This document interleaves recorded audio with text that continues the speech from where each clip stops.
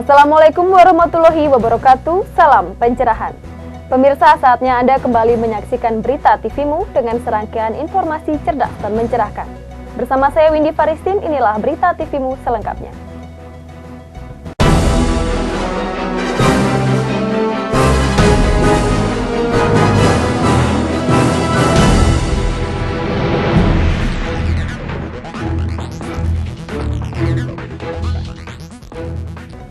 Mengawali berita pertama pemirsa terkait insiden Tolikara, Ketua Umum Pimpinan Pusat Muhammadiyah Din Syamsuddin menyampaikan bahwa umat Islam menjadi korban di negeri yang penduduknya mayoritas Muslim.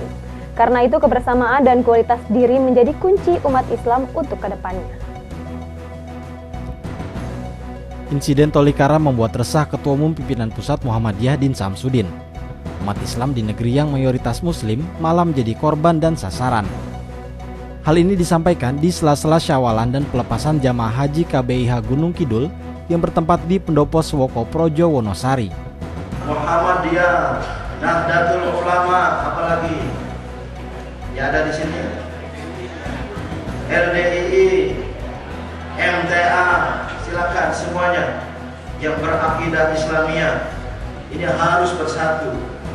Harus kita punya visi yang sama untuk membangun daerah kita, karena kita adalah Khalifatullah fil ard, wakil Allah di muka bumi. Tentu paling kecil, paling pertama kita menjadi Khalifatullah di kampung halaman sendiri, di tanah kelahiran sendiri. Dalam kaitan inilah saya ingin melompat dalam rangka Syawalan, istilah di sini silaturahim Idul Fitri. Dan pada kita semua kaum beriman, mari kita camkan betul Syawalan seperti pada malam ini bukan hanya seremoni upacara belaka, tapi harus menjadi momentum, menjadi tonggak bagi kaum beriman untuk terus meningkatkan diri. Kebetulan dalam bahasa Arab, Ramadan yang mau ar-ramdo itu al-Qur'an syadid, panas yang sangat yang membakar. Maka ada yang memahami Ramadan itu bulan pembakaran, yaitu kita membakar yuharrik ad-dunub, dosa-dosa, noda-noda yang ada dalam diri kita bakar sebulan penuh. Nah, Syawalan itu mengandung arti banyak di dalam bahasa Arab itu, tetapi tempat air yang kita isi terus menerus, maka ada yang memahaminya adalah pengembangan. Jadi sebelum Islam sudah ada istilah ini, Ramadan, Syawal, dan kemudian ada ibadat Islam, peribadatan Islam yang ditentukan oleh Allah Subhanahu wa Ta'ala. Tentu ini punya arti yang positif.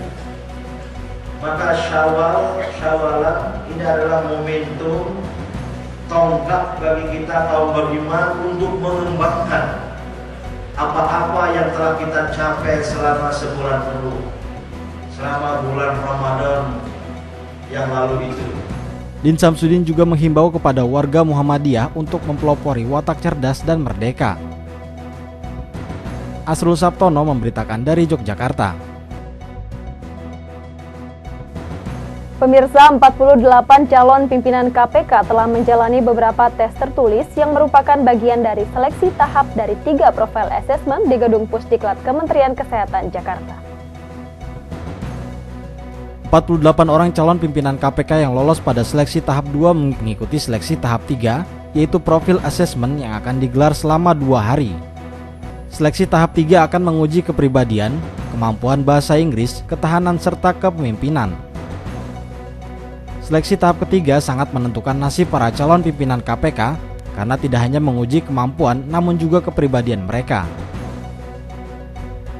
Panitia seleksi akan mengumumkan hasil dari seleksi tahap 3 pada tanggal 12 Agustus mendatang serta mulai melakukan shortlist. Peserta yang lolos akan mengikuti tes kesehatan pada 18 Agustus dan selanjutnya mereka akan melakukan wawancara dengan seluruh tim pansel pada 24 sampai 27 Agustus.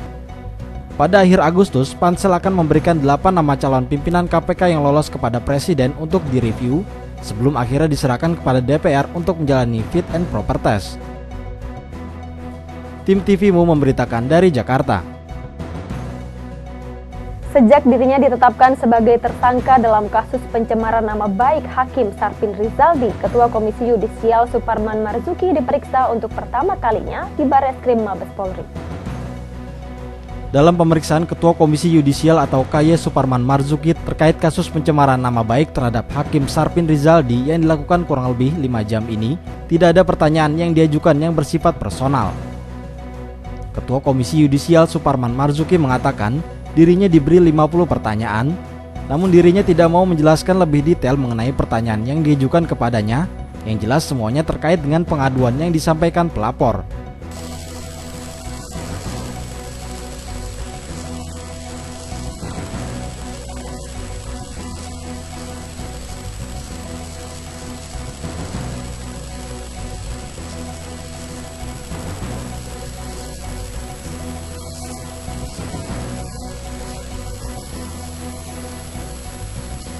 Seperti yang diketahui Ketua KY Suparman Marzuki dan komisionernya Taufikur Rahman Sauri, dilaporkan karena dianggap telah mencemarkan nama baik Hakim Sarpin Rizaldi soal putusan pra-peradilan yang diajukan Wakapolri Komisaris Jenderal Budi Gunawan.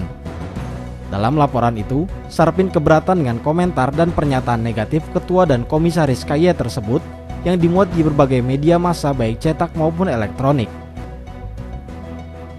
Noviani Nuraini, Trio Prasetyo memberitakan dari Jakarta. Pemirsa, program Kartu Jakarta Pintar yang dapat digunakan secara debit di toko buku atau perlengkapan sekolah ini ternyata masih belum maksimal. Hal itu dikarenakan kurangnya prosedur informasi. Jakarta Book Fair dan Education Fair 2015 digelar di Plaza Parkir Timur Senayan, Jakarta, 27 Juli hingga 3 Agustus 2015. Jackbook dan EduFair merupakan pameran buku dan pendidikan terbesar dan terlengkap yang diselenggarakan oleh Ikatan Penerbit Indonesia atau IKAPI DKI Jakarta. Pameran buku ini diikuti oleh 240 peserta. Mereka terdiri dari stan buku, alat tulis, tas, sepatu dan seragam sekolah.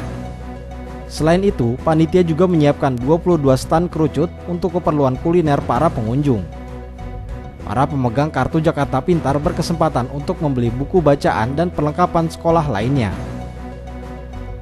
Tetapi dengan penggunaan Kartu Jakarta Pintar secara debit, untuk orang awam masih tergolong sulit ditambah dengan informasi prosedur yang kurang sosialisasi. Dengan memanfaatkan Kartu Jakarta Pintar, pemegang kartu juga tidak bisa menyalahgunakannya untuk keperluan orang lain. Para pemegang Kartu Jakarta Pintar antara lain siswa SD, Madrasah Ibtidaiyah, SMP dan SMA. Dalam program ini, IKAPI DKI bekerjasama dengan Bank DKI. Bank DKI juga menyiapkan mesin ATM di lingkungan pameran untuk mempermudah transaksi. Rizky Nurul Ilmi, Bambang Triwibowo memberitakan dari Jakarta. Pemirsa, masih seputar penggunaan Kartu Jakarta Pintar atau KJP menuai pro dan kontra dari masyarakat.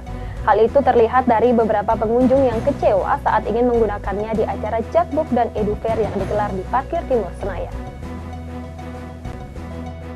Pameran buku dan perlengkapan sekolah yang ditujukan untuk para pemegang Kartu Jakarta Pintar atau KJP mendapatkan respon yang positif. Dengan banyaknya pengunjung yang memadati lokasi Jakarta Book Fair, KJP berfungsi sebagai alat pembayaran non-tunai yang diberikan kepada para pelajar dari jenjang SD hingga SMA di seluruh wilayah DKI Jakarta. Meski pembelian hanya dibatasi hingga Rp500.000, orang tua tetap antusias dalam memenuhi kebutuhan sekolah putra-putri mereka. Sayangnya hal tersebut tidak diimbangi dengan pelayanan yang baik dari penyelenggara. Lokasi pameran yang tidak memadai dan cuaca panas menjadi salah satu hal yang dikeluhkan masyarakat.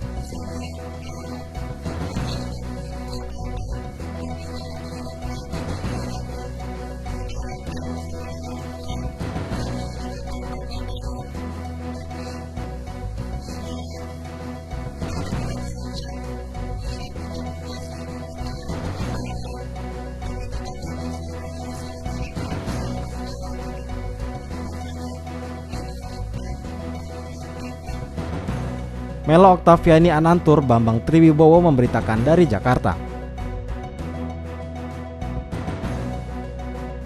Pemirsa, informasi menarik mengenai seni budaya dan olahraga akan kami sampaikan sesaat lagi, tetap dalam Berita TVMU.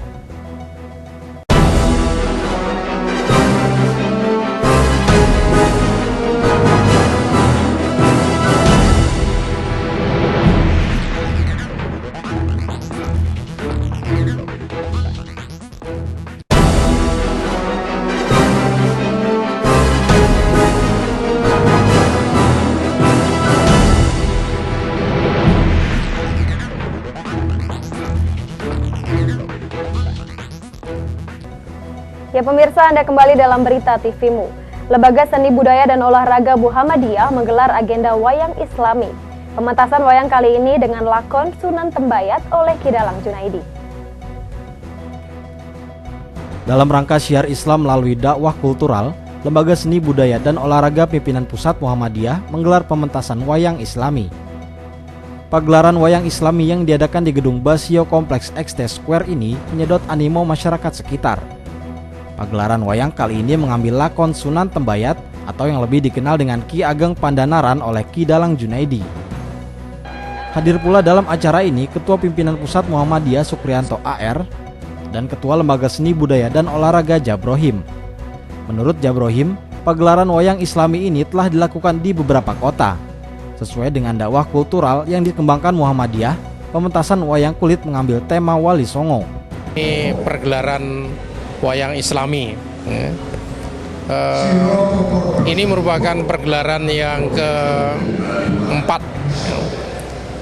Pergelaran yang pertama dilaksanakan di SMA Muhammadiyah 1 Bantul dengan lakon Raden Sahid. Kemudian disambung dengan di alun-alun Kebumen dengan lakon kelanjutannya Sunan Kalijogo. Lalu yang ketiga di alun-alun utara Yogyakarta pada saat Muktamar dengan lakon Raden Paku. Dan ini yang keempat dengan lakon Sunan Tembayat atau Sunan Pandanaran. Kami mementaskan ini dengan maksud agar masyarakat mengetahui bagaimana perjuangan para wali ya, melalui pergelaran wayang kulit. Jadi Jabrohim juga menyebutkan bahwa perhelatan wayang Islami ini akan terus digelar dengan mengambil lakon wali-wali yang lain. Asrul Sabtono memberitakan dari Yogyakarta. Muhammadiyah memiliki berbagai cara dalam mengembangkan dakwah Islam. Satu di antaranya melalui dakwah kultural. Hal ini disampaikan oleh Ketua Pimpinan Pusat Muhammadiyah Sukrianto AR. Di sela-sela pertunjukan wayang Islami yang digelar Lembaga Seni Budaya dan Olahraga Pimpinan Pusat Muhammadiyah, Ketua Pimpinan Pusat Muhammadiyah Sukrianto AR menjelaskan mengenai dakwah kultural yang dilakukan Muhammadiyah. Pertunjukan wayang yang digelar di XT Square ini mengambil lakon Sunan Tembayat oleh Ki Dalang Junaidi. Muhammadiyah itu ingin mengembangkan dakwah dengan dakwah kultural. Sebenarnya di Indonesia ini tidak ada dakwah yang tidak kultural. Karena misalnya di Sumatera Barat kita berdakwah pakai bahasa Indonesia, tidak pakai bahasa Arab ya. Kemudian di Makassar juga mungkin pakai bahasa Makassar, di Jawa juga pakai bahasa Jawa. Di samping itu kita juga menggunakan seni. Nah, seni itu tergantung bagaimana atau siapa yang menggunakan. Seni untuk gila-gilaan juga bisa, misalnya band itu kita atau apa itu. Tapi untuk mendidik masyarakat juga bisa. Jadi kita ingin dengan dakwah kultural itu kita ingin menyampaikan pesan-pesan Islam kepada masyarakat, mendidik masyarakat dengan menampilkan karakter-karakter Islam, karakter tentang kejujuran, tentang keadilan, tentang etos kerja, tentang disiplin waktu dan sebagainya. Nah, insya Allah kalau kita bersemangat itu kita bisa melakukan itu. Bisa lewat nyanyian, bisa lewat tulisan, bisa lewat sastra, bisa lewat novel, bisa lewat film, bisa lewat itu semua bisa kita lakukan. Nah, cuma memang kita harus kreatif tentang semuanya itu. Ini yang dibutuhkan untuk dai-dai yang bergerak di bidang dakwah kultural. Yang kedua, harus memiliki pengetahuan tentang Islam secara benar, ya, supaya kemudian seni itu tidak membelok, menyimpang untuk mengikuti hawa nafsu saja, tapi seni diarahkan untuk menjadi orang yang beribadah, sehingga beribadah membangkitkan kesadaran Islam, kesadaran kemasyarakatan, kesadaran sosial, kesadaran ilmu dan sebagainya, itu lewat seni. Saya kira itu dengan dakwah kultural seperti itu. Asrul Sabtono memberitakan dari Yogyakarta. Pemirsa, Universitas Ahmad Dahlan Yogyakarta menggelar acara syawalan dan pelepasan jamaah haji dosen serta karyawan. Dalam acara tersebut juga dihadiri para pimpinan pusat Muhammadiyah. Universitas Ahmad Dahlan menggelar syawalan dan pelepasan jamaah haji dosen dan karyawan. Acara syawalan dan pelepasan haji jamaah ini dihadiri 1000 undangan. Hadir dalam acara ini diantaranya Yunahar Ilyas selaku Ketua Pimpinan Pusat Muhammadiyah, Agung Danarto selaku Sekretaris Umum Pimpinan Pusat Muhammadiyah, Samsul Anwar selaku Ketua Majelis Tarji dan Tajdid Pimpinan Pusat Muhammadiyah, Heri Zudianto, mantan Wali Kota Yogyakarta, serta Rektor Universitas Ahmad Dahlan Kasyarno. Bapak Ibu yang saya hormati, itu yang kemudian hanya persoalan halal saja lalu dipersoalkan bahwa itu bid'ah atau tidak bid'ah. Ya, apa alasannya bid'ah? Ya karena tidak ada dalam Quran dan hadis. Kemudian apa zaman Nabi ada hadis? Rasanya nggak ada gitu ya. Jadi kalau kita besok di surga ketemu Nabi nanya, loh kamu kok bisa bareng saya di surga di sini? Kita jawab, bukan Nabi, saya kan ikut sunnah panjenengan. Dari mana tahu sunnahku? Lewat Bukhari. Mesti Nabi tanya, sopo Bukhari? Sopo Bukhari? Syawalan dan pelepasan jamaah haji ini diisi pengajian oleh Sekretaris Pimpinan Wilayah Muhammadiyah Jawa Tengah, Tafsir. Asrul Sabtono memberitakan dari Yogyakarta. Pemirsa, pimpinan daerah Muhammadiyah Gunung Kidul menggelar syawalan sekaligus pelepasan jamaah haji kelompok bimbingan ibadah haji Aisyah Gunung Kidul. Berikut liputannya. Pimpinan daerah Muhammadiyah Gunung Kidul menggelar syawalan sekaligus pelepasan jamaah haji kelompok bimbingan ibadah haji Gunung Kidul. Hadir dalam acara ini diantaranya Din Syamsuddin Ketua Umum Pimpinan Pusat Muhammadiyah, Bupati Gunung Kidul Badingah, serta Imawan Wahyudi selaku Wakil Bupati Gunung Kidul. Acara yang bertempat di Bangsal Suwoko Projo Wonosari ini juga dihadiri oleh ribuan masyarakat Gunung Kidul. Ya, jadi syawalan dan pelepasan haji yang dilaksanakan oleh Muhammadiyah Gunung Kidul pada dasarnya targetnya adalah untuk media silaturahmi warga Muhammadiyah. Kemudian juga dijadikan untuk media komunikasi antara jamaah haji dengan pemerintah. Kemudian juga termasuk untuk agar Muhammadiyah ke depan semakin dirasakan keberadaannya oleh masyarakat. Dan amal usaha Muhammadiyah berangsur-angsur ya cukup memberi kontribusi kemajuan pada masyarakat khususnya di Gunung Kidul. Pada tahun ini, kelompok bimbingan ibadah haji Aisyah Gunung Kidul memberangkatkan 182 jamaah haji. Asrul Sabtono memberitakan dari Yogyakarta. Universitas Profesor Dr. Hamka sudah siap memeriahkan dan mensukseskan Muktamar ke-47 Muhammadiyah di Makassar. Sekitar 120 penggembira akan berpartisipasi dan beberapa stand dari UHAMKA juga hadir dalam muktamar nanti. Muktamar ke-47 Muhammadiyah di Makassar tinggal menghitung hari. Universitas Profesor Dr. Hamka sebagai amal usaha Muhammadiyah berkomitmen untuk mensukseskan muktamar. Oleh karenanya, UHAMKA telah menyiapkan pasukan untuk memeriahkan dan mensukseskan muktamar dengan mengirim sekitar 100 penggembira. Beberapa kegiatan dan pameran juga telah disiapkan UHAMKA, untuk setiap event di sana seperti kesenian dan budaya. Hal ini dilakukan sebagai wujud syiar Muktamar ke-47 Muhammadiyah.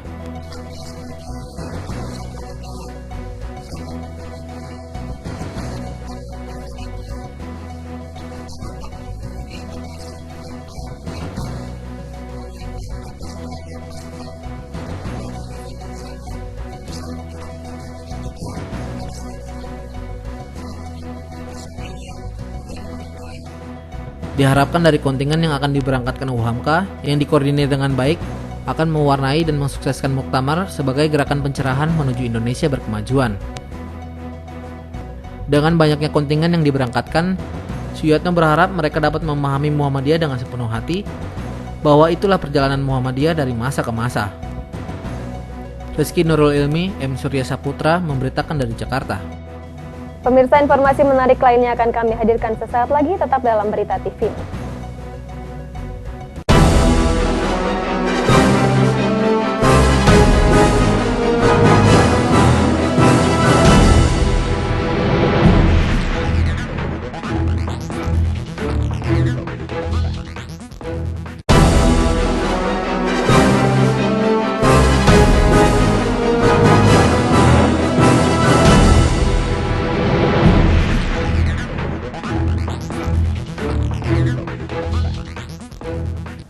Ya pemirsa, terima kasih Anda kembali bersama kami dalam Berita TV-mu. Pimpinan wilayah Aisyah Sumatera Utara akan memberangkatkan sekitar 500 peserta dan penggembira pada Muktamar ke-47 Muhammadiyah dan Aisyah di Makassar nanti. Beberapa harapan pada Muktamar adalah terpilihnya pimpinan yang amanah dan mampu melaksanakan keputusan Muktamar dengan baik. Berikut wawancara TV-mu Biro Sumatera Utara dan Aceh saat mewawancarai Ketua Pimpinan Wilayah Aisyah Sumatera Utara, Hajah Elinita, juga beserta jajarannya saat ingin berangkat ke Makassar. Assalamualaikum warahmatullahi wabarakatuh. Pimpinan Wilayah Aisyah Sumatera Utara mengucapkan selamat atas berlangsungnya Muktamar Muhammadiyah dan Aisyah ke-47 di Makassar tanggal 3 sampai 7 Agustus. Pimpinan Wilayah Aisyah Sumatera Utara mengikutkan 7 peserta tanwir, 2 dari pimpinan Wilayah Aisyah Sumatera Utara, 5 dari wakil-wakil daerah di Sumatera Utara.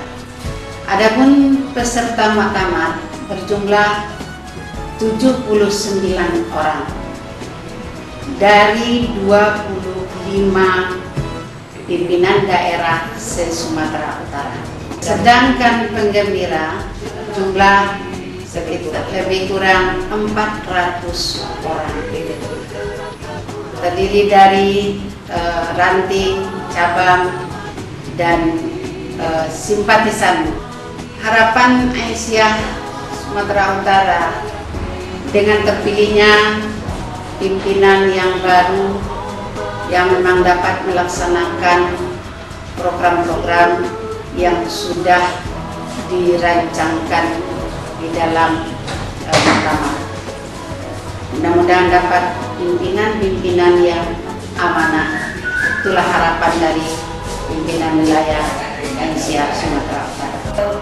Kita mengharapkan hasil keputusan program sidang komisi nanti, terutama dalam segi kesehatan, ini akan menjadi program prioritas karena kesehatan ini sangat penting bagi khususnya perempuan-perempuan dan anak yang ada di dalam nilai-nilai berlangsungnya kesehatan antara ibu dan anak. Ini menjadi suatu unggulan. Kenapa? Karena Aisyah seluruh Indonesia diharapkan dapat membuka sekolah tinggi atau universitas tentang kesehatan. Jadi ini harus berkelanjutan adanya dari segi kesehatan yang diangkat di masyarakat, kemudian pada akhirnya kita membuka sekolah tinggi ataupun universitas Aisyah seluruh Indonesia. Itu harapan kita, terutama nanti wilayah-wilayah yang sudah berkembang dan sudah maju, yang punya anak usaha yang mendukung untuk berdirinya Universitas Aisyah seluruh Indonesia. Selain fokus di bidang pendidikan, Aisyah juga berharap di bidang ekonomi keumatan serta kader.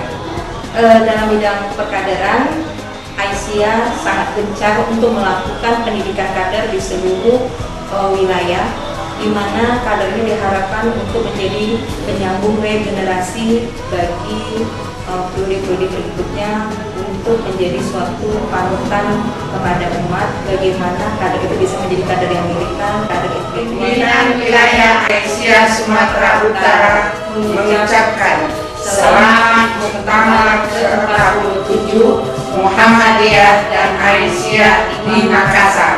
Semoga berlangsung sukses. Ya pemirsa, itulah tadi serangkaian informasi cerdas mencerahkan yang dapat kami rangkum dalam Berita TV-mu. Saya Windy Faristin beserta segenap tim redaksi yang bertugas pamit undur diri. Wassalamualaikum warahmatullahi wabarakatuh dan salam pencerahan.